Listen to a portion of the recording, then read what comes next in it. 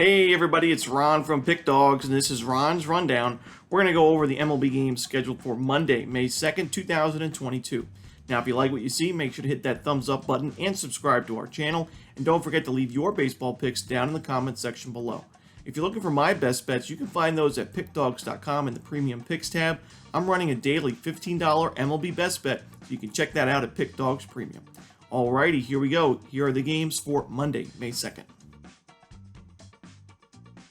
First up, we see the St. Louis Cardinals hosting the Kansas City Royals with Zack Greinke and Steven Matz on the mound for this contest. Now, if you guys have watched the show from the beginning of the season, you know that I do worry quite a bit about Zack Greinke this year. Now, he hasn't gotten burned yet this season. 2.86 ERA is very, very solid, but I don't think that ERA is going to hold for very long, as he does have a 6.09 expected ERA, and a lot of that stems from the fact that he doesn't miss a lot of bats. He doesn't earn a lot of strikeouts. Only 6 Ks in 22 innings of work this season. To me, in today's game, that's just not going to get it done. And against the Cardinals lineup that, yes, hasn't been the best against righties, but did look very promising late in that game against the Diamondbacks on Sunday, I do think Greinke is in trouble here. And he's going up against Steven Matz, a left-hander. The Royals have struggled quite a bit against lefties this season, ranked in the bottom 10, actually in the bottom 3, 28th in baseball in team OPS against lefties this season. Matz has 23 Ks in 17 2/3 innings. You know, I'm not the most confident in Matz, as he has been inconsistent this season with that 6.11 ERA, but I do think he is the better option on the mound in this game. I think the Cardinals bats are going to be able to back him up in this game as well. So give me the Cardinals on the money line at home. Next up, we see the Los Angeles Angels taking on the Chicago White Sox with Patrick Sandoval and Dylan Cease as your projected starters. Now, this is a tough game for me, as I'm really high on both of these starters in this one. You know, Patrick Sandoval has yet to give up an earned run, 20 strikeouts in 15 innings with a 1.00 ERA. On the other side, Dylan Cease, 2-1 with a 3.27 ERA, 28 strikeouts in 22 innings, and a 1.18 whip this year. Both guys coming off a very strong start. The White Sox are 3-1 in Dylan Cease starts the season, while the Angels are 3-0 in Patrick Sandoval starts. So really splitting hairs in this one. You know, the White Sox have been really good against left-handed pitching in recent years, and this season as well. And we saw them get to Jose Suarez early in the ballgame in this series against the Angels. And I also don't know if I trust the Angels bullpen late in this one. We saw on Sunday where the Angels seemed to be coasting in that game. They had a big lead early and throughout the game, but in the ninth inning, things got really interesting and scary for Angels fans and bettors alike. So, you know, I think the White Sox have an edge where they're playing at home, facing a left-handed pitcher, and with Dylan Cease being a little bit more trustworthy, I believe, on the mound, I'll take a shot with the White Sox on the money line. In our next game, we see the Arizona Diamondbacks taking on the Miami Marlins. And man, do we have a pitching matchup on our hands in this one, with Zach Gallen taking on Pablo Lopez. You know, Zach Gallen, a sub-1 ERA. Same thing for Pablo Lopez. Both guys, 0.60 ERA for Zach Gallen and a 0.39 ERA for Pablo Lopez. Pablo's got a 3-0 record and the 4th best whip in baseball. That's with the best ERA in baseball right now. 23 strikeouts in 23 1/3 innings. Zach Gallen on the other side, 0.67 whip this year. He's pitched in 3 games, and in 2 of those games, the Diamondbacks were victorious. Those were games against the Mets and the Dodgers, 2 of the best teams in the National League. So he has been a giant killer for Arizona on the mound this season. You know, I lean towards the Marlins in terms of taking a side, but with Gallen and the Diamondbacks being really strong as underdogs this year, I don't really love the Marlins with that kind of price, especially after the loss on Sunday.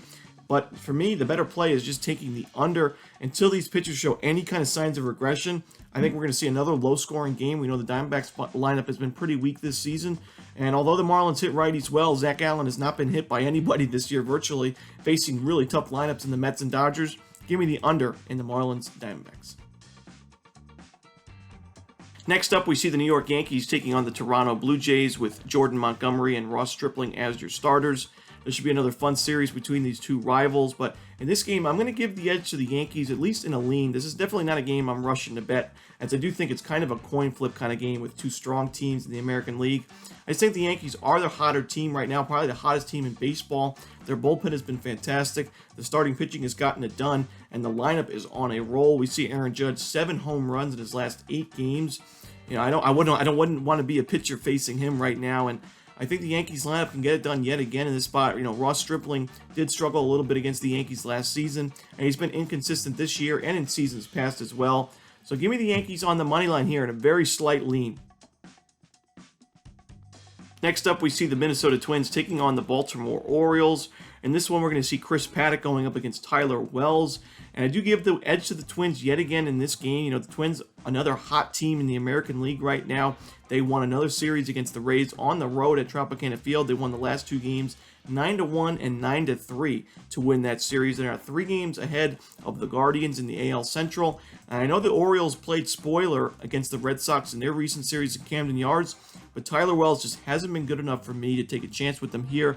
A 5.54 ERA. He's got a 2.08 home runs per 9 this season, and that gives him a 5.66 FIP as well. The Twins bats are rolling with Buxton back in the lineup, and I think they get another win in this spot on the road.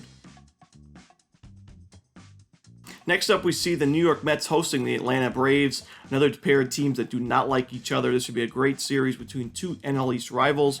Max Fried and Chris Bassett are your probable starters as of now, but we don't see an official line out for this game quite yet, so make sure you're always getting the most up-to-date information. We saw on Sunday, Fried was supposed to go on Sunday against the Rangers. He was scratched, and the Rangers wanted to win that game. I would have liked Max Fried a lot better in that spot than Muller.